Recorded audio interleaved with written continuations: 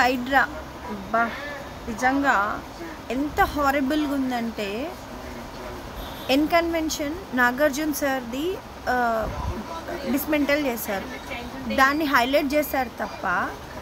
సరే దాన్ని హైలైట్ చేశారు, ఆయన మిస్టేక్ ఉంది, ఓకే చేశారు, అది కరెక్ట్, నేను కాదు అనట్లేదు, అది బఫర్ జోన్లో ఉంది, అదంతా ఉంది.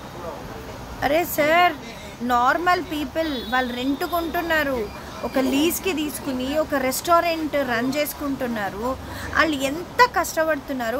ఒక తల్లి అంటే వాళ్ళ సన్ రెస్టారెంట్ రన్ చేసుకుంటున్నారు, ఒక తల్లి వెళ్ళి కాళ్ళ మీద పడి ఆ పోలీసు వాళ్ళని రిక్వెస్ట్ చేస్తుంది.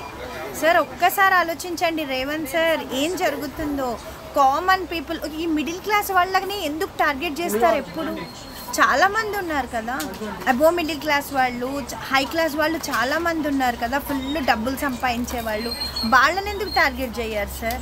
ఈ మిడిల్ క్లాస్ వాళ్ళని అంటే నువ్వు రెంట్కి తీసుకోవడం వీళ్ళ తప్ప, ఆ రెంట్కి లీజ్కి ఇచ్చినోడు ఏమంటాడంటే నువ్వు నాకు లీజ్కి ఇచ్చేసినావు అయిపోయింది, నాకు సంబంధం లేదు అంటాడు. సార్ ఎవరిది సార్ ఇప్పుడు, ఎవరి మిస్టేక్ ఇక్కడ? ఆ లీజ్కి తీసుకున్నోడిది మిస్టేకా లేకపోతే ఓనర్ది మిస్టేకా? డబ్బులు ఎవరు ఇవ్వాలి సార్? సార్ అందరికీ అన్నీ ఉంటాయి, కొంచెం టైం ఇవ్వండి సార్.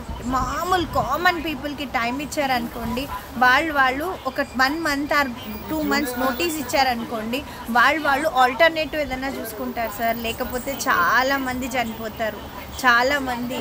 మీరు గ్రేట్ సీఎం అయ్యి ఉండొచ్చు సార్, నేను కాదు అనట్లేదు, బట్ కామన్ పీపుల్ బాధ ఏందో కూడా తెలుసుకోండి సార్. మీరు మిమ్మల్ని హర్ట్ చేసిండ్రు అని చెప్పి కేసీఆర్ సార్ మీద టార్గెట్ చేసిర్రు. మిమ్మల్ని హర్ట్ చేసినా చేయకపోయినా కామన్ పీపుల్ ఏంటి అనేది మీరు ఎప్పుడైతే తెలుసుకుంటారో అప్పుడే కరెక్ట్ సీఎం అవుతారు సార్. సార్ ఆలోచించండి సార్, రేవంత్ సార్ ప్లీజ్.